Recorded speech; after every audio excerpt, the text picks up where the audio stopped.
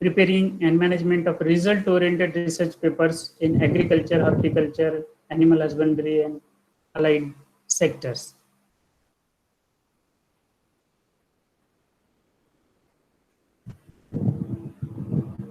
Yes. So you all will agree with me that in current scenario, or we can say in today's environment, the projects must be of a lean budget. They must go in a fast tracking process and also have an increasing emphasis on total quality. So it is very critical that the project managers must understand key success factors of the successful project completion or the system implementation. So I tried to cover in the today's presentation that the importance of understanding of basics and the best practices of project management, and who are all the influencers for the success of any research project. So I have tried to cover some of the influencers and their roles in the successful completion of any project. So in the today's presentation, it is divided into three parts. So first is an overview of the project management for research. So in that we will see what is a research project management, what are the basic or the best project management practices to be followed, what are the different categories of projects, and what are the challenges that need to be managed for the projects. Then the second part I would like to cover, this is the main part of our presentation, who are all the influencers of the project management. There are so many, but I have tried to cover only 4 considering the time, and these are the key people in any project. Then at the last, try to present how to map and how to manage the stakeholders of the research projects. I tried to give some of the charts where it will be useful to understand or mapping of power of influence and potential interest of these stakeholders. So let us start. So if we see, you all know, but still I would like to go to the basic. So first we will see what is research, project, and management. So what is a research? If you try to understand, research is a systematic work which is undertaken to increase the stock of knowledge. So it is any subject where we want to increase our knowledge, and it involves collection, organization, and analysis of information to increase our understanding about that particular topic which we are interested in. Then what is the project means? Project is nothing but a business. It is a contemporary business or a program which is carried out individually or collaboratively involving the research that is carefully planned to achieve a particular goal or a particular aim. And then what is a project management?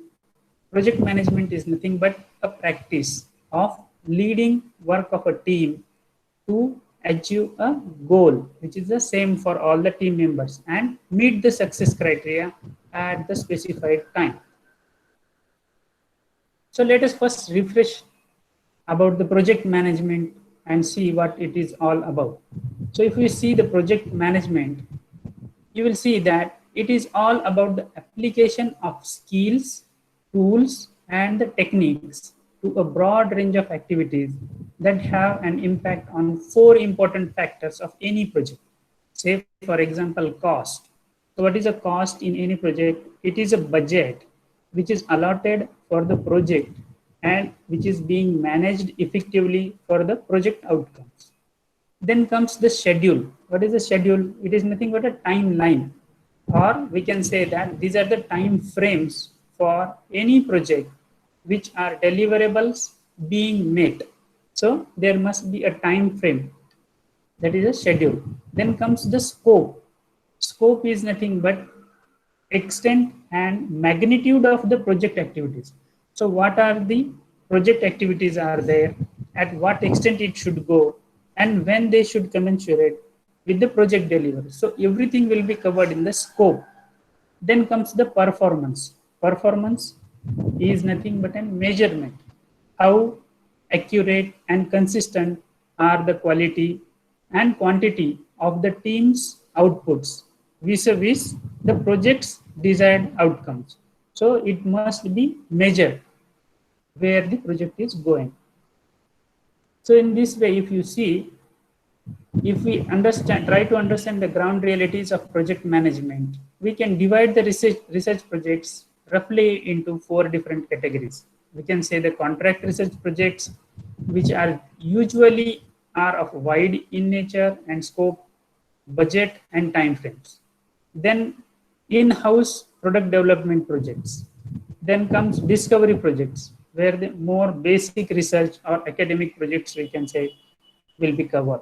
Then comes a call-based projects, usually the time-bound, heavily budgeted and constrained projects. So if we want to have our project to be successful, we first must understand what are the basic practices to be followed for any project management, or we can say the basic and best practices. So if you see, first we must define the objectives and scope very clearly. So what the project will and what the project will not cover. So this must be defined at the initial stage. The major deliverables or the products of the project and approach how the project will be conducted and managed. So before we start any project, the project manager or the person must clearly know what are the objectives of his project, what it should be delivered, how it should be delivered, and who and all are involved in that. So this is very important part. Then comes engage the users and stakeholders. So who all will be involved in this project? So stakeholders, all persons who are involved in this project are stakeholders of this project. So we must understand with their interest into this particular project. So to understand that, first identify the stakeholders who all will be involved in that, who are interested in this project. Then ensure that they agree with the objectives. So already we have defined some objectives. So when you discuss with them, they should agree with whatever the objectives are there. Then engage them at all the stages of the project so that the project will progress. Then comes define clear roles and responsibilities. So all the stakeholders who are involved in this project must have some roles. Then only they will be able to deliver. And that's why we have involved them into this project. So first, there must be a clear understanding of individual role, who is going to do what. For this purpose, we can make an organization chart where the project sponsor, project manager, project team leaders at different phases. It may vary as per the requirement of the particular project. So if this organization chart is ready at the initial stage, it will certainly help to make the clear governance structure. So if you go through this left side chart, it is RACI chart. They have given and described very nicely that R means responsible, A means accountable, C means consult, and I means inform. So what they are telling, the different activities can be jotted down over here. They can be listed, say like prepare the bills and material. Who is accountable for that? Project manager. And what the project team is doing, they are responsible for preparing the bills. And in the same way, department manager can be consulted for that. So in the same way, this will be useful if we make a chart at the initial stage of any project. Then comes plan objectively and realistically. So what does this mean? Whatever the project you have decided, now you have the objectives, team is also decided, their roles and responsibilities has also been decided. Now exactly how the project will go. So in that you need some budget. So what are the costs required for different phases? Initially, we will not be able to come to know exact cost of any particular phase. So initially express the ranges of cost. Then as the project goes on, during the course of the project, you can narrow the ranges of the costs that are required. But finally, it is very important that estimate should always be there with us. And this estimate must be realistic and it should be achievable considering the project goals. Then comes the tracking of the progress and inspecting the deliverables. So now the project has started.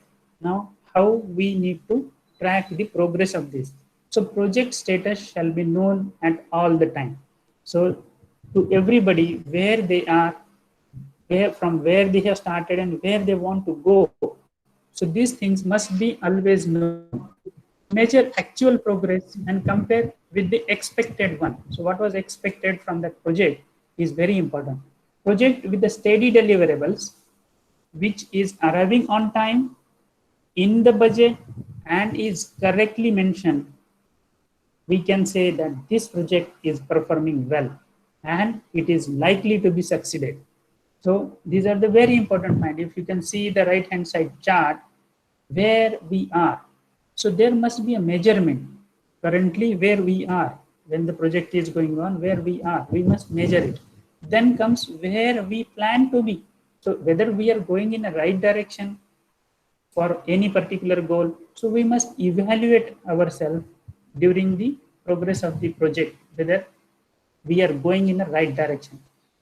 If not, then how can we get to a track again? If the track is missing, there must be corrections to be done to this particular process, and how we are coming again back to the track should be there. So this process is continuous and must be followed for the successful projects. Then comes risk. So for any project, it will certainly be, there will be some risk, there will be some issues, there will be some changes into the project. So how to minimize the impact of this risk, issues or changes? So it can be minimized only by managing the risk. So how we can manage the risk? So first, you have to identify what are the risks. Then once you identify the risk, then you need to quantify them.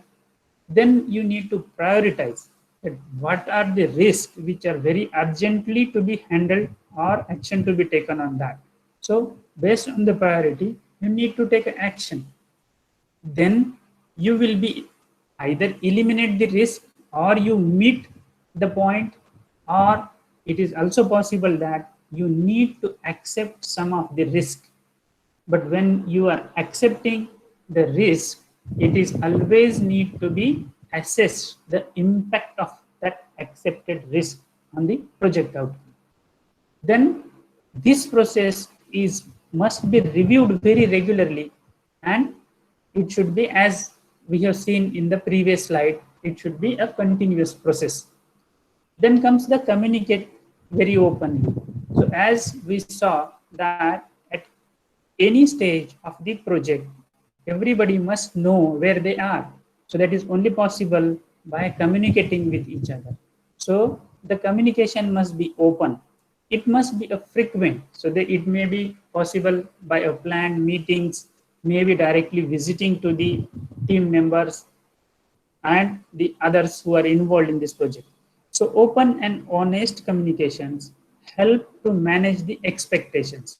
So again and again, everybody should be known that what is expected from them. So based on their roles and responsibilities, whether they are going in the right track or not, communication, open and frequent is very helpful.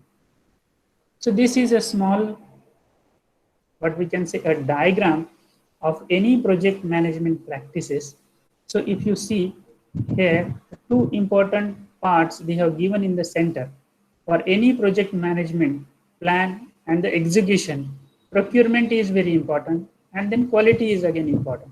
So in case of procurement, there must be a plan contracting, source must be selected properly, and the contract administration who is responsible for doing all those procurement is responsible. At the same time, quality assurance, who is monitoring how the progress is going, is doing his role. Then communication, information and distribution, as we saw that open communication, and the team development. Again, moral of team has to be built. So all this, if you see the chart, it is a continuous process. So controlling the progress group and then planning the progress group, again it will come to the same. So this chart will help how the project goes ahead. If we see for any project, there are many challenges. So these challenges are means if we enlist it will go a long list of managing that. But what I felt, these are the three very important challenges that can be, if we concentrate on these, will certainly help in successful project management. So managing project collaborators and members is very important. So what happens many times, poor project leadership. The leader is very poor. He is not communicating with ambiguous roles and responsibilities. So the roles, and as we saw that in a best practice, each and every individual or a stakeholder who is involved in the project must have clearly defined roles and responsibilities. If they are not clear, the person don't know what he has to do today. So naturally, it will be having a big challenge or a question mark on the success of any project. Then if you see lack of commitment or decreased commitment from the sponsor and oblique top management, the person who is the sponsor of this project or the top management or the project management, if he is not interested, if he is not committed towards this particular project, certainly the success of the project will be a question mark. And planning inadequacies. As we saw that if the schedule is not there, what has to be done on which date, if these things are not clear, then certainly there will be a failure of that particular project. So we can avoid all those things. How does a good project management help in overcoming such type of weaknesses and managing such a challenges? So if we focus on three critical make or break elements of any research project process, so I found that there are three important parts of any project management. So like first are the stakeholders, who is having a great influence on any project. Then comes the resources for the quality while actually conducting the project or the experimentation. And then comes the ethics for the process and beyond that. So if these three are taken care, then certainly the project will be a great success. Although these are the three important topics, I am going to cover today only influencers for the success of research project. So who all are responsible and the influence, having the great influence on the success of any research project. So we will see in coming slides. Although there are so many influencers mentioned in this particular, say, this is the project management manager, team, and the team members. Then comes the sponsor, then comes the program managers, functional managers or operational managements, customers, business partners, suppliers, and then comes the regulatory agency. So if we consider all these are very important influence of any project research, but we will see four of them, say like sponsor, then the vendors, or we can say suppliers or the customers, then the regulators, regulatory agencies, and at the last team members. So first we will see how the sponsor's role is there in any project management or in any project and how he influences the success of the project. A clear understanding of the role of project sponsor and effective sponsorship on the success of the project is very important. So this role of any project sponsor is very important. So project sponsor plays lead role in many ways and in different phases or different conditions of the project success, because he is also involved in getting the money and also till the last part of the team members who are involved in this project and also with the vendors. So when engaged properly, project sponsor provides real benefits to the project. So we must understand who should be the sponsor of this project. So project sponsor helps by advocating, communicating, and also supporting the project outcomes. So now you might have got idea that the role of sponsor in any project is very important, and he must be a dynamic personality. Then the attitude, behavior, and level of commitment of this particular individual who is going to perform the role of sponsor is very, very important.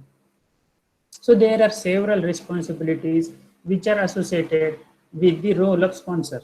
So a sponsor is also a project owner, as we are telling that sponsor has to play different roles. So he is also a project owner. What does this mean?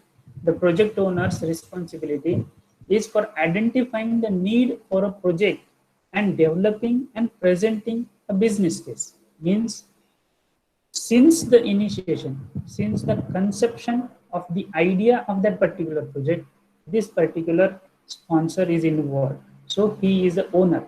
He is responsible for identifying the particular need, the objective of that project. Okay.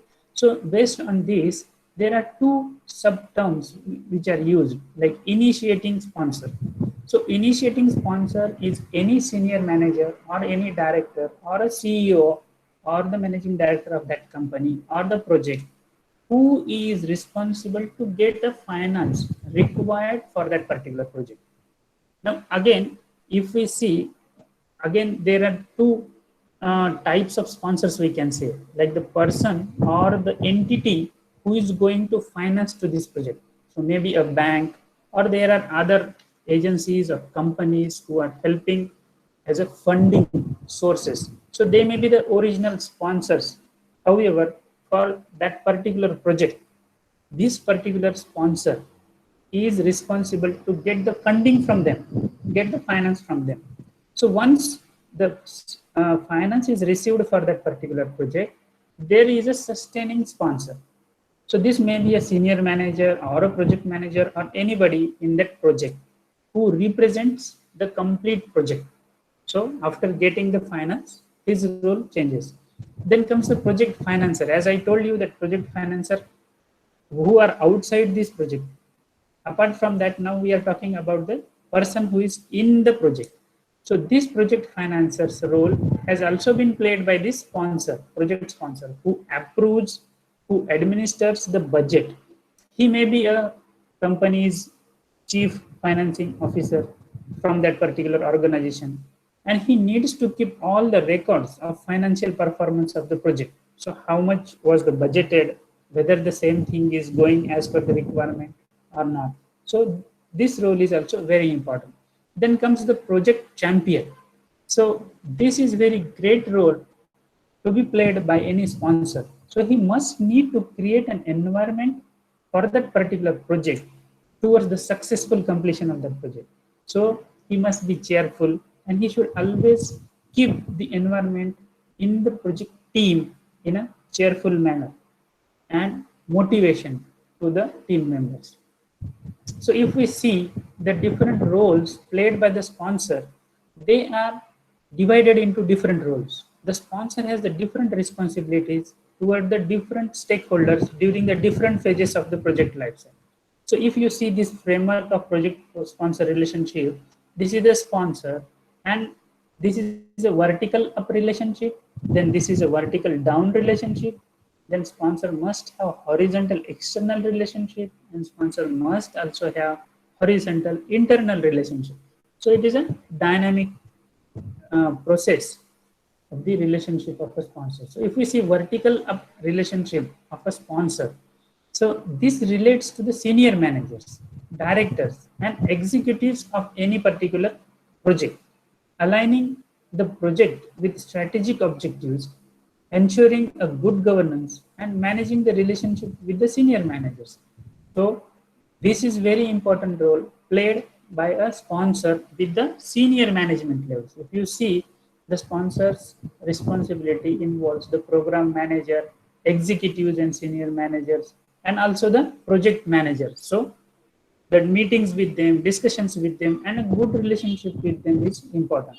Then we will see horizontal relationship. In horizontal relationship, it relates to the different internal and the external stakeholders. As we saw that internal stakeholders are those who are directly involved in conducting the project. So they must understand what is expected from them from this project as a business perspective. So if the internal stakeholders or the team members they understand what is expected from them, it is the responsibility of the sponsor that when he is talking with the project program manager, the different stakeholders, internal auditors, and business units, what is expected from them, whether they are rightly understanding, whether they are going in the right direction or not. In the same way, it comes the external relationship. So in external case, acquire the support from suppliers and vendors and ensure that all the deliverables are appropriate. Many times in any particular project, it will not be possible to have all the facilities in-house.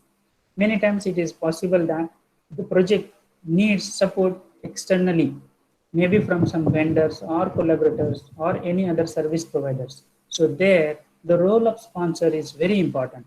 So he must, in external relationship, keep very good relationship with the suppliers and partners and identify them. Same way, we will see the vertical down relationship. This relates to the project manager and the project team. So those who are working at actual level below the project manager's level. So this will enable the project manager building and maintaining a relationship with the team. Also managing the project on a macro level through monitoring and control.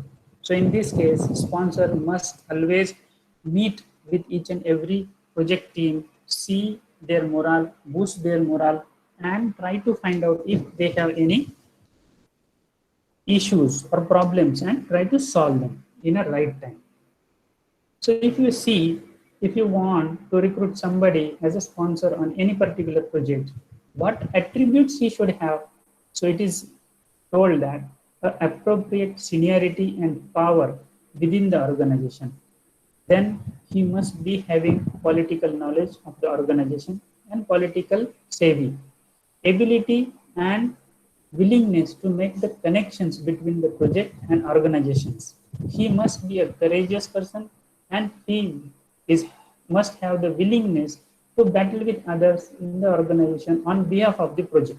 So project is very important and what are the important things are required for the project, he must get it for that. He must be able to motivate the team to deliver the vision and provide ad hoc support to the project team whenever it is required. Then he must be willing to partner with the project manager and project team whenever there is requirement. If somebody is needing some support, so sponsor must understand what is exactly required and he should be able to help them. He must be having an excellent communication skills, not only required to get the funding, but also managing with the vendors and all the support from others. This person must be compatible with other key players who are involved in this particular project. He must be able and willing to provide objectivity and challenge to this project. So once the sponsor, we have seen that this is very important role that the sponsor has to play. Now we will see the vendors. So external vendors and the consultant are also very important influencers of the project. So if you see the methods used for soliciting, evaluating, negotiating with the vendors have an impact on eventual success of the project. So vendors, as we saw, that they are playing very important role in the project. So the management of vendors is very critical part. So what is this process includes? So if you want to include any vendor, external vendor into the project, if you want to take a service from any vendor, you first must define what are the requirements at the initial scope. Or before this, when you are defining that we need to take a support from an external vendor, at the same time, if it is possible for you to see, can we develop the same thing in-house, whether we want to go with the sponsor or not. Once you define the requirements and the initial scope, then you can prepare a summary of requirements. So once the summary is clearly jotted down, and if you understand exactly what you need from an external vendor, you need to select the vendor. So again, this is a big process where you need to find out some vendors, you compare their services, all those things, then you negotiate with them. And then once you select a particular vendor, you have to have a contract terms signed with him. So you need to execute a, what we can say, a MOU or any other terms of the services to be clearly written down and signed. Now it has started. You can, once the vendor is selected, now you can implement. You have started taking the services from him, so you must implement the purchasing process. So what you need to purchase from him, all the records of that must be there. And although you have included the vendor, selected, everything is going on, monitoring the performance of the vendor is also very important. And it again must be a continuous process, whether the vendor is delivering properly or not. So this vendor is playing very important role. So when we are evaluating and selecting any vendor, this process must include certain criteria. So what are those criteria? So first is role in the project. So whosoever is a vendor, what exactly he is going to do in this project. So when the involvement of a vendor at various stages of project, it may be different, and it is having different influence on the success of the project. So what part of this project will be given to this vendor? So you have to understand all those things. Then you can say that why the selected particular vendor. So in the selection process, again, this is very what we can say a big topic, how to select a particular vendor, what are the different processes of selecting that. In short, why we have selected the particular vendor? To complete the project in timely manner, or we don't have some of the capabilities that the vendor is having. So there may be different reasons.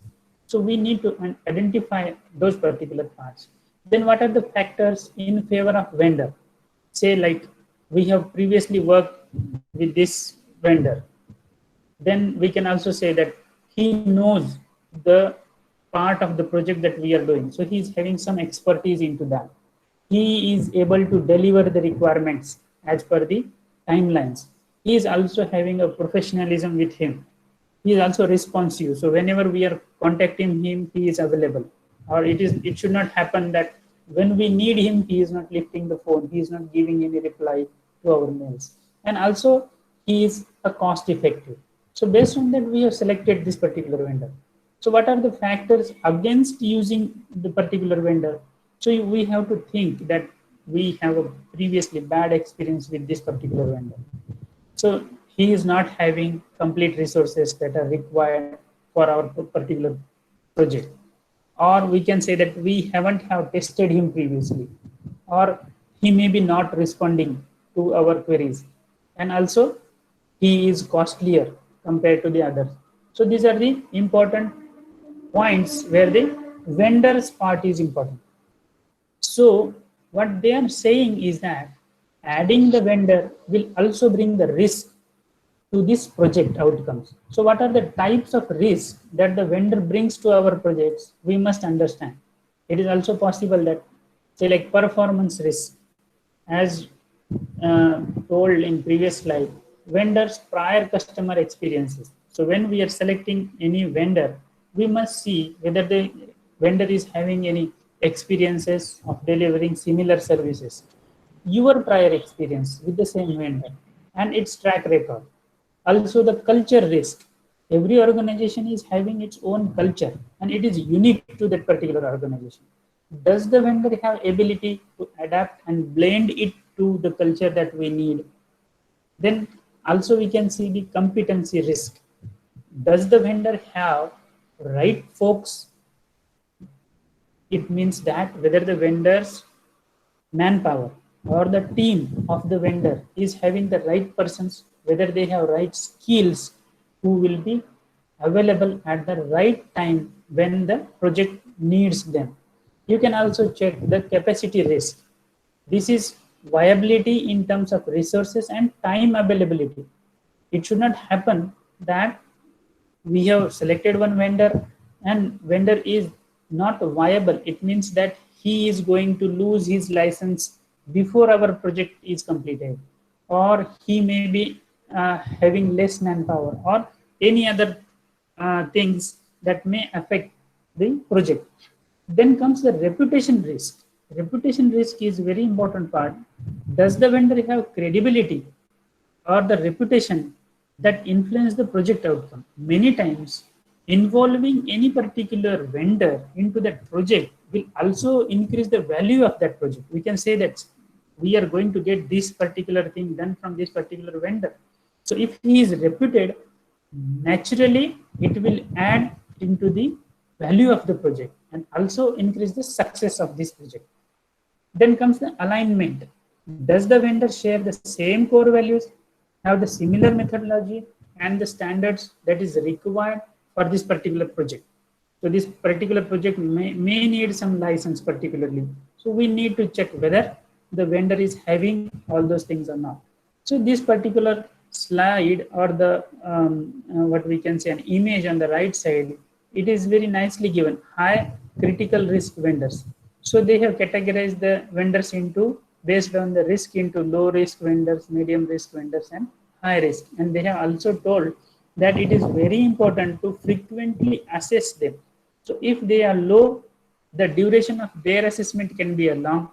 If they are medium and if they are high risk, you need to evaluate them very frequently. So this is another image I got it, which expresses the resource ramp in entry and exit phase. So when you need to add a vendor into the project and when you need to exit his services from the project. So if you see allocated resources and against the time project duration. So this particular red line is indicating that project cost increases for the short duration before it is reducing, and in-house resource ramp down with the vendor resource ramp during the entry phase. So this brown color is vendor resources and the blue color is in-house resources. So initially, when your project has started, it is possible that it is going down, maybe with related to the progress or maybe with related to the cost. If you are adding this brown color as a vendor, it may increase the project. Maybe we can say the time required to complete that particular phase will be reduced. So there must be a, once the project has geared up, it has taken the speed, at the same time at this point you can exit the vendor. So now we saw the important influencers of the project are sponsor, vendors, and now the important part which comes is the regulators. So compliance should be integrated into the project at its conception and needs to be followed up until the project is completed. So regulations are very important. They are compulsory. They are very important to be considered during the project. So the project whose end product or the services involves the safety or the security of its stakeholders, they are falling under the scrutiny of local, maybe state, or the federal regulations. So if your project outcome or the product of our project is going to be involved into the safety or the security of the public who is going to avail that particular, they fall under the regulations. So that regulations may be local, maybe state level, maybe at the organizational levels, or maybe at the federal level. So these regulations are very important. Failure to prepare and plan for the regulatory compliance will result in the cost and also it will schedule overruns. So there is a loss of credibility with the regulators also, and there is a public disapproval also for the product that will be coming out of that. So at the initial stage itself, the project manager or the owner of the project must think that what type of regulations are required while completing this particular project. So if there is a failure for the preparation of this or non-compliance of the regulations, then certainly the project will be at loss or it may be as a failure. So to make our project successful, we have to think what are the legal things required for that. So overall failure to meet the regulatory requirement may result in the complete failure of the project. So compliance should be integrated into a project at its conception. As I told, it has to be there at the initial stage. When the project is designed at that time itself, the requirement of regulation should be considered. Needs to be followed up and until the project is completed. So initially we have identified, and then during the progress of the project, whether they are followed till the end, it has to be followed. So compliance is a responsibility of all members involved in the project. It is not a single person responsibility. It is a responsibility of each and every stakeholder of the project to comply with the regulations. The awareness of regulatory requirements, attitude towards regulatory agencies, and involvement of regulatory agencies with the project managers plays a very important role in success of this project. So everybody must be aware that they have to follow certain guidelines. So these are the two important points, that cost and benefit of regulatory compliance. What does this mean? That if the regulatory requirements are complied, it may need some more cost for this project, but it will also bring the benefits. So what are those benefits? We will see. The regulatory agencies protect the public from unacceptably risky products, from fraudulent research, and also from misleading promotions. So regulatory authorities, they do a very great job towards the safeguarding the public. Then regulatory compliance provides the customers the security and minimize the threat from unknown harm. So what does this means? That if the particular project is followed with the regulatory compliance, so whatever the product is coming out of that, it will be accepted. So it will be having the less threat. Okay. Then comes this security comes at a cost. As I was telling, that when the regulatory compliance has to be followed or has to be made, then it comes with some cost to the project sponsor also, and if not followed, it may extend the project schedules. So what are the benefits of regulatory compliance? Instills the public trust in the organization. So regulatory authorities will also have the trust on that particular organization, the manager, and all the people who are involved in that particular project. It will promote the confidence in their product. It will increase the product standards. It will also have the earned value and return on investment. So whatever the cost has been involved or increased because of regulatory compliance will certainly Sir, just a second, sir. Can you resume presentation? Why? Because somebody took ownership of the presentation. Can you resume presenting? Give me 1 second. How should I do that? Same way, the present, there should be a resume presentation at the present now. No, I need to escape first. I have to come No, out. no, you need to do Alt Tab, come to your Meet screen. Meet screen. Resume presentation. Resume presentation. So where I have left? It will be there only. Same? Yeah. Okay. So is it visible now? Yes.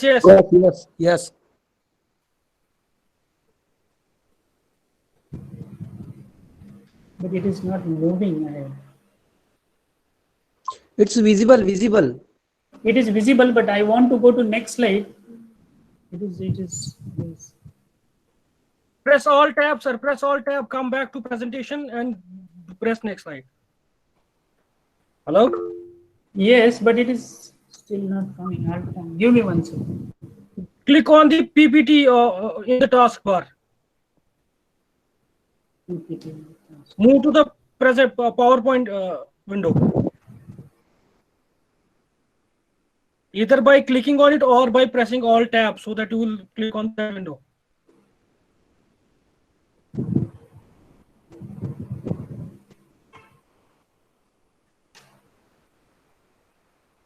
It is.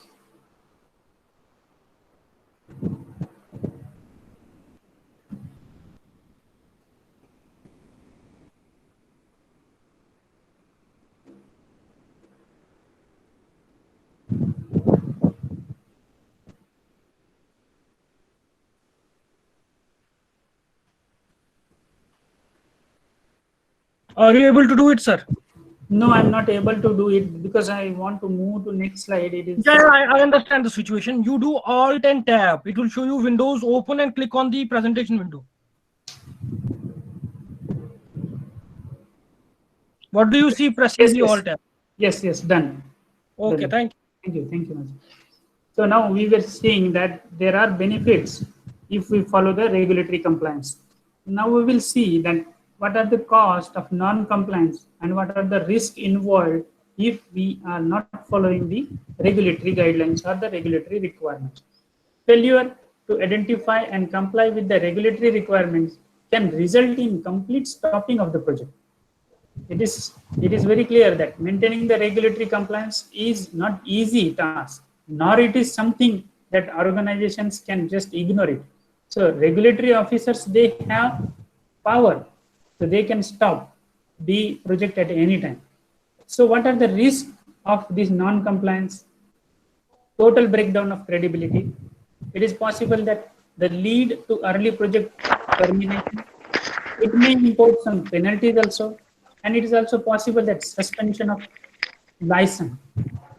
So, as I was telling, that it is not easy task.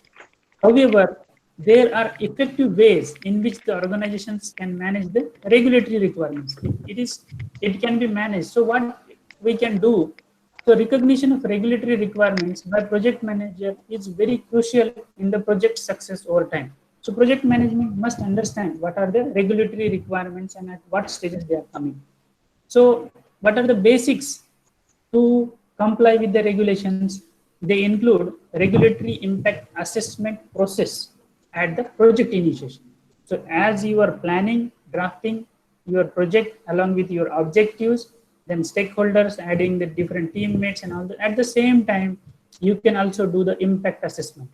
Then add the compliance to the schedule of the task. So you need to identify what are the different tasks where the regulations are implicable, and you need to add that compliance to that particular task.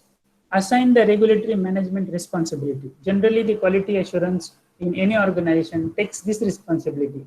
So internal quality assurance unit will help in managing the regulatory requirements. Then you need to map and understand the requirements, know the regulators and their expectations, establish and maintain a dialogue with the regulators. You can talk to them that we are at this stage, what are your requirements, how it has to be fulfilled. Monitor for any changes in the regulations. So if there are any changes happening in the regulations, so you have to be alert. You must be knowing if there is any change. Be aware of regulatory overlap and conflicts. So if there is any conflict with the regulatory requirement and if there is any overlap, so you must be aware about that. Confront compliance difficulties with the conduct. Respect the internal compliance and approval and regulatory appeal processes. These are the points as a basic of any compliance. So if we understand these things, it is easy to maintain the compliance. So this diagram explains about the compliance life cycle. These are the different project phases. At the initial, there is an initiation review. So compliance objectives. So formal reviews and compliance reviews and the who is responsible at the organization.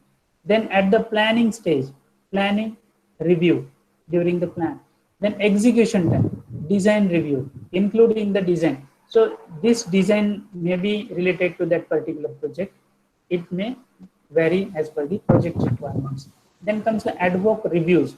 It may include the components. So project manager and all other team members are responsible for that. And during closing also, end of the project review has to be there. Whether all the compliances has met, it must be verified and audited. So this will help in managing the compliance for the particular project. Now we will see the important role of team members. So team members, they are also playing very important role for any particular project. So when each team member understands the impact of his or her own effectiveness on the project, not only the project, but the department and ultimately the organizational goal.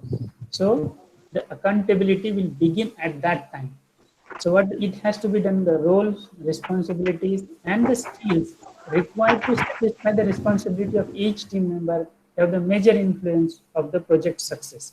So it has been told at the initial of this presentation that each team member must have identified their roles and responsibilities. In project, there are often multiple roles which are associated with each job. So depending on the need and phase within the project life cycle, so it is possible that one particular person is also playing the different roles. It must be identified and he must be aware of that in order to satisfactorily fulfill the responsibility, skill, or the set of skills are required. So what are the skills? These are required to complete any particular task. The skills are usually acquired through the training, maybe by previous experience, and it is also possible that both are required. So it is very important when the team members are included in any project, they must be evaluated whether they have the basic skills or not. So this is possible if you have clear-cut job descriptions, if you have their clear-cut CV, their experience records. So the level of success of any project is directly related to how the project team is coached, how they are facilitated, and how they are managed. So these are the very important points towards the success of any particular project. General weakness found in any research managers who are the scientists first and managers next. So what are those what we can say weaknesses? People management skill. So this is a skill. The leader must be able to handle his team. He must be able to understand the nature, the capabilities of each and every team member. Negotiation of skills. So sometimes you need to boost their morale. Yes, you can do this. Then conflict resolution. As the team is there, naturally conflict will be there. So the leader must have the conflict resolution skills. There must be a good communication skills with him. So this is a good matrix that I found for assigning the roles on any project. So for a team member, what are the different levels? So you can identify the different necessary levels and actual level of candidate, and then you can calculate the assessment. So here, if you see skills, they are given over here in left side, experience of a project and the program manager. The necessary level is 3, but currently the project manager is the candidate who is selected is having 1. So it is going -2. Same way, knowledge and handling of a project and program management methodology and techniques, whether it is required. So the necessary level is 2, but the candidate is more knowledgeable than what is expected. So it is going in +1. Understanding the wider objectives of the program. Same way, ability to work positively with the range of individuals involved in the program. Then the strong leadership and management skills, good knowledge on budgeting and resource allocation procedures, ability to find innovative ways to resolve the problems. So these are the what we can say when you are selecting a team into a project, you can evaluate in this way. So say like level 0, you can give the way you want. Like level 0 is none, level 1 is awareness, level 2 is professional, and level 3 is, we can say, he is expert. So what is necessary and what is the currently available team is having. So based on that, you will be able to calculate. Now, once we have gone through all these 4 influencers of the project, There are so many, but we have tried to cover only 4 main, or we can say the key stakeholders. So lastly, I would like to present the mapping and managing of stakeholders in research project. So how the influencers or the stakeholders, they have the impact. It is an important first step for the research project manager to map them out for their power to influence, for their potential of interest, and then chalk out the way to influence them appropriately. So if you see this particular chart where the potential influence and potential interest is involved, so you will be able to see the low, medium, and high. As I was telling you, the interest is very important, and then comes the power of influence. So if you can see, he can be a partner, he can be a consult or a consultant, we can say. So this chart will help when you want to engage anybody into the project based on his interest and also the power of influence he is having. Same way, the high influence, high interest projects will require proper mapping out of the people management skills, communication skills, negotiating skills, and conflict resolution skills. So based on these particular points, you will be able to map this high influence and high interest. Mapping and periodic remapping is also important. It is a must for the long duration research projects since the stakeholders' influence and interest may change over the time. At the initial stage, if you have selected somebody based on his high influence and high interest into the project, it may not remain the same throughout the project. So when the project is long-term project, it is possible that stakeholders' influence and interest may change. So you have to keep watch on that also. So this is a small, what we can say, a tabulated format given where the stakeholders like a sponsor, maybe budget controller, external competitor, regulator, team member, everybody is mentioned over here in the left-hand side, and then power and potential to influence, whether he's having high or medium potential interest, and then key action points to ensure their influence and interest align with the project. So if you, for each and every member, if this table is ready at the initial stage itself, it will be easy to know. And when you are timely doing the same exercise again, you will be able that this particular person is losing his interest into the project. So this table will also help. So based on today's presentation, I would like to summarize in short that the research project management is a systematic work which carefully planned and performed by a team to achieve a particular goal. So we also saw the basic project management practices. If they are followed properly, there is a success of this particular project is guaranteed. Perspective on how to simplify the project, saving the time and energy while still doing the essential needed to help ensure the project success is also a key point.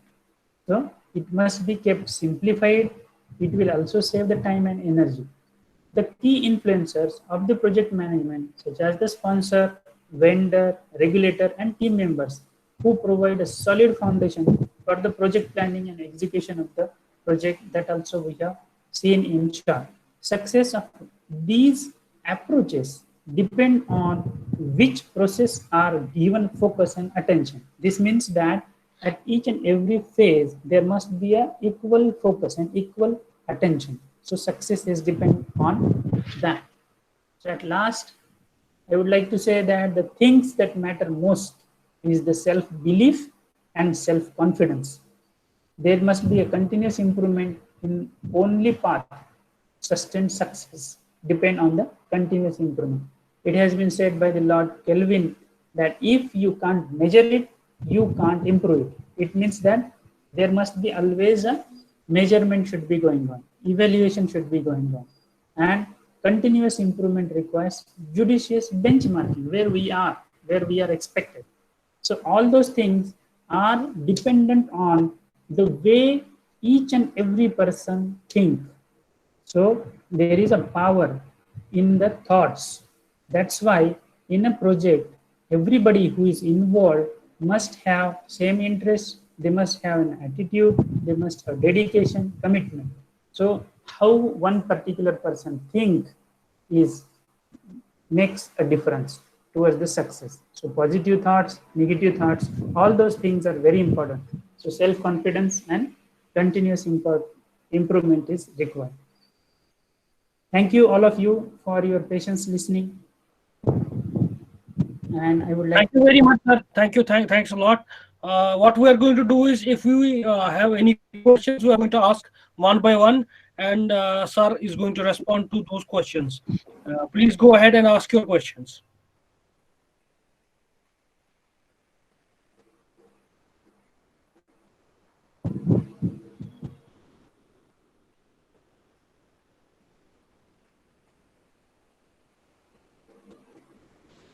Any questions regarding the presentation or from the experience Sir, point of view?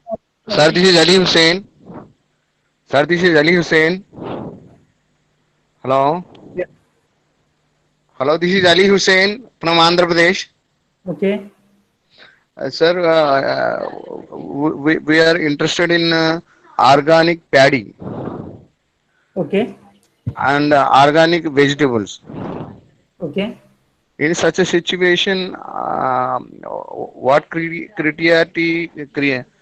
what steps we can take to prepare a long-standing project? It means the 5 years or 10 years.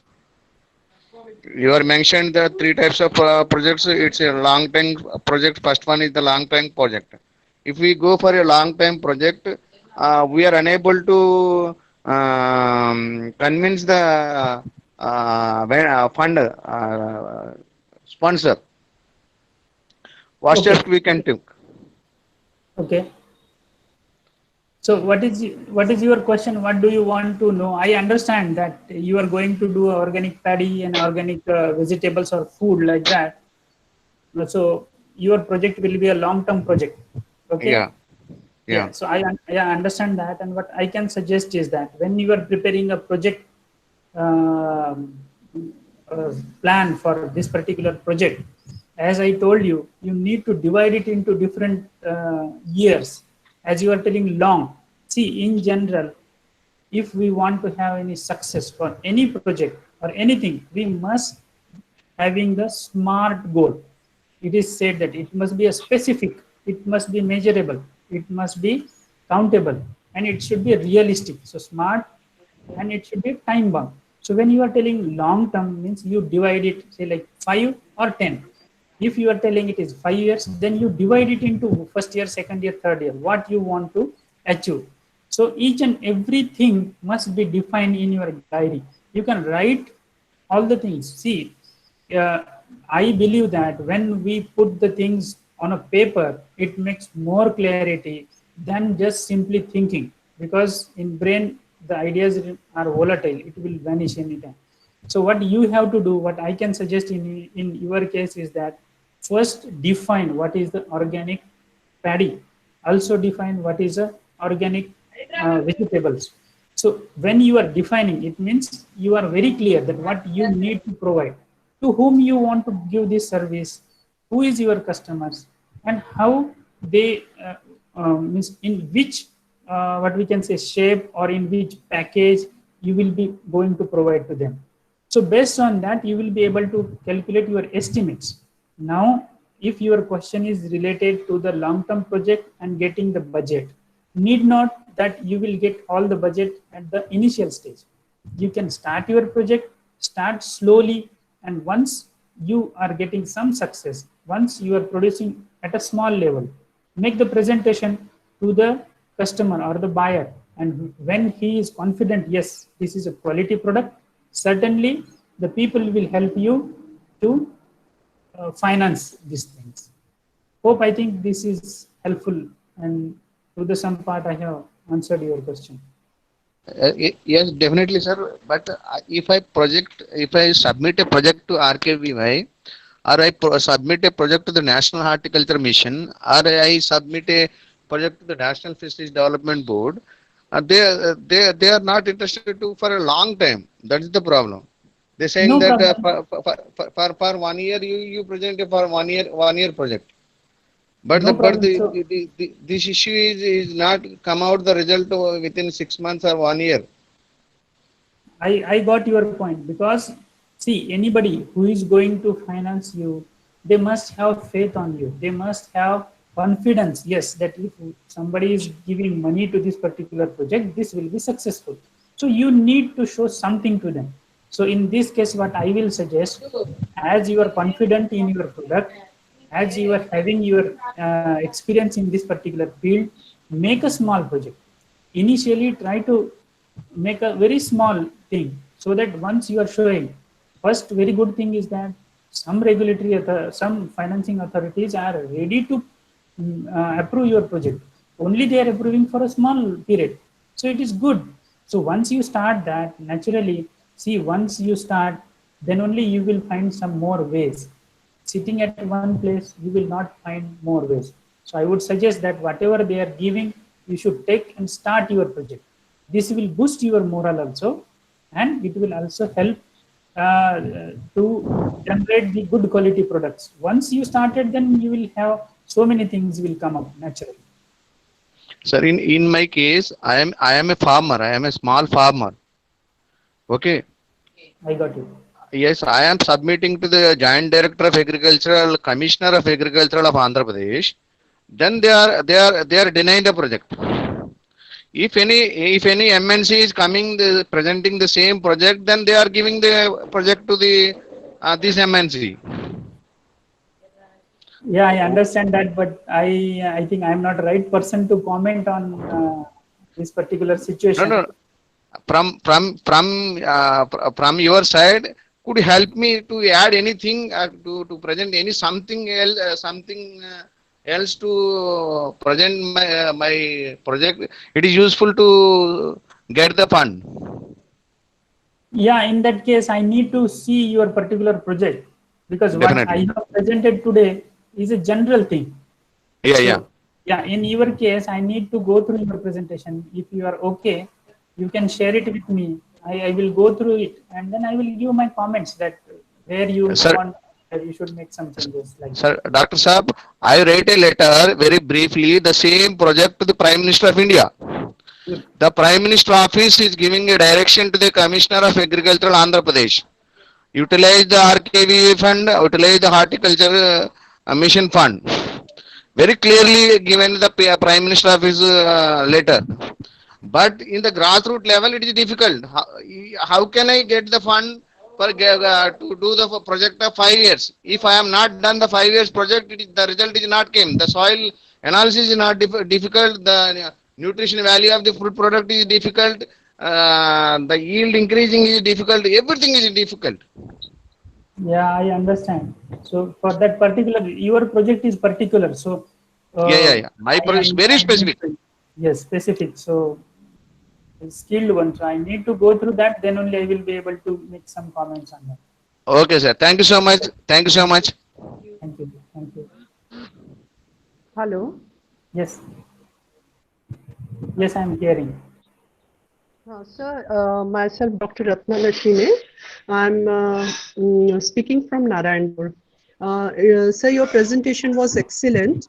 Thank I want to know that if the project has to be formulated for the SHGs group, then how can we proceed for any of this thing? Like I'm working with a lot of SHGs in Narayanpur, so they are making soap and all. So we are now selling it in a local market. But then, sir, at large scale, how we have to proceed? Can you help me in that connection, sir? Yeah, with regards to your project, I can help you. But with regards to getting, say, like approvals from the government and all those That I things. will do, sir. That I will do. That is not a Okay. problem. But what this thing, I want to go on a large scale, combining 10, 20 SHGs and to have that products to be sold in a market. So what all we need to formulate, because that will be a commercialized one. Okay, sir. Yeah, you mean you need to make a brand of your particular thing. That only I want to know, sir. So I will contact you personally. Will it be Good. okay? Yes, it is okay. There is no problem. Whatever the knowledge I have in that particular field, I will certainly help you. Thank you. Sir, can I say a few words on this issue, sir? Yes. Madam, this is Ali Hussain from Andhra Pradesh. Hello, madam, this is Ali Hussain from Andhra Pradesh. I am hearing. I can get your voice. Okay. Okay. Madam, you join all the SHGs as a member of Farmer Producer Company Limited. Minimum seven member is needed. Excuse You me. can establish a firm.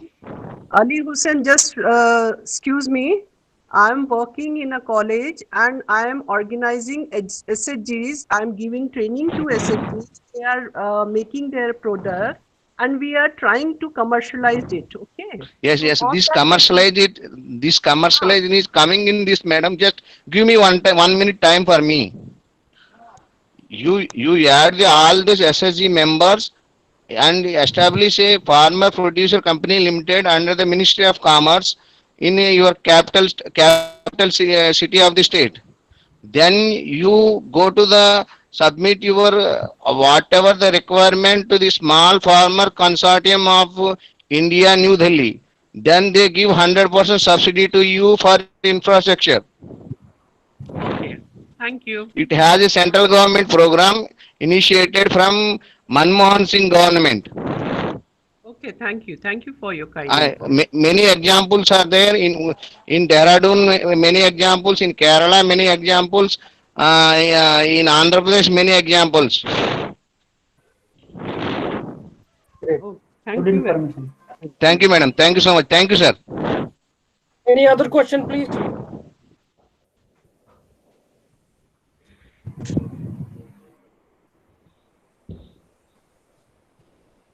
Yeah, if there are no any questions, thank you all for Hello? your kind. Hello? Yeah. Yeah. Hello? Good afternoon, sir. Yes. Good afternoon. Myself, Dr. Daraksha Majid from Islamic University of Science and Technology, Jammu and Kashmir. Okay. Sir, my question is on what basis these projects are being selected by the funding agencies? Actually, I have submitted 3 projects, but till now I don't get any response from the funding agencies. So I'm worried on what basis they accept the project proposals. See, the funding agencies, they have their own criteria for selecting an approval of any particular projects. I will not be able to comment on what criteria exactly they have, but actually, sir, yes, sir. So actually, the proposal rejected by one funding agency has been accepted by the other funding agencies. So I'm worried to ask, what is the basis for rejecting such proposal, which other funding agency is accepting? Exactly. So you can ask to these funding agencies that when you are rejecting any particular proposal, you should also mention what is the reason of disapproval of this particular project. So you will be able to understand what are the lacunae into this project, and that can be covered. But many times it happens that many projects are coming to particular funding agency. They may not be having that much, what we can say, the capabilities or those things. So they have developed some criteria. If one, yes, sir. two, Sir, three, actually, they have given the framework on the basis of which we formulate the project. They have given the framework. We yes, so formulate the project on that basis. So what I can suggest to you is that first you need to keep yourself very confident. If they have rejected, don't worry that it might be rejected. It is also possible that they might have exhausted with the funds they are available. So you can always go to them and ask them what is the exact reason that you have rejected particular project. So this will help you. Many times what happens that, see, I have also written so many research projects and it has get denied, it has not accepted. Even the same case is there when you are writing any research article, some particular journal may not accept it. So there are various reasons for not accepting any particular project. So what I can say that they are only the right people when they are denying. On what basis they are denying?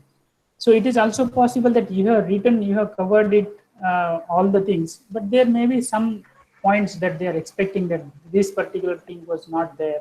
So I suggest you to go back to them and ask them, sir, please let me know what are the criteria that you have put, and I think I have met all the things, but still it has been rejected.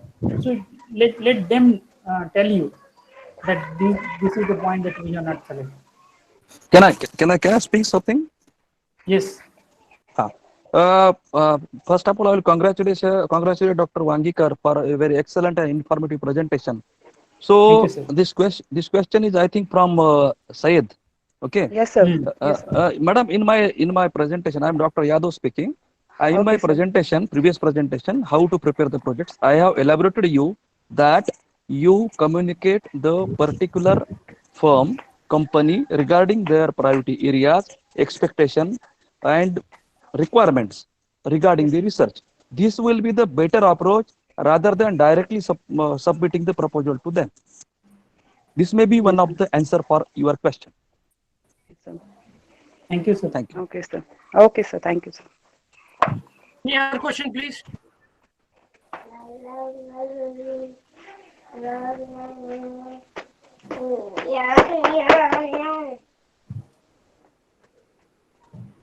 Any other question, please? If we don't have any question, then hello. Yeah. Yes, Dr. Majid. Hello. Dr. Ratna, you have something to add, please? No, I don't have. You can close the session, I think. Yeah, I would like to thank our esteemed guest for his wonderful insight into the subject on behalf of NDCL as well as on behalf of the participants. Thank you, sir, for being part of this session. Thank you very much for your enlightened words. Thanks a lot. You may close the session and we'll all leave the session. Thank you. Yes. Thank you. Bye.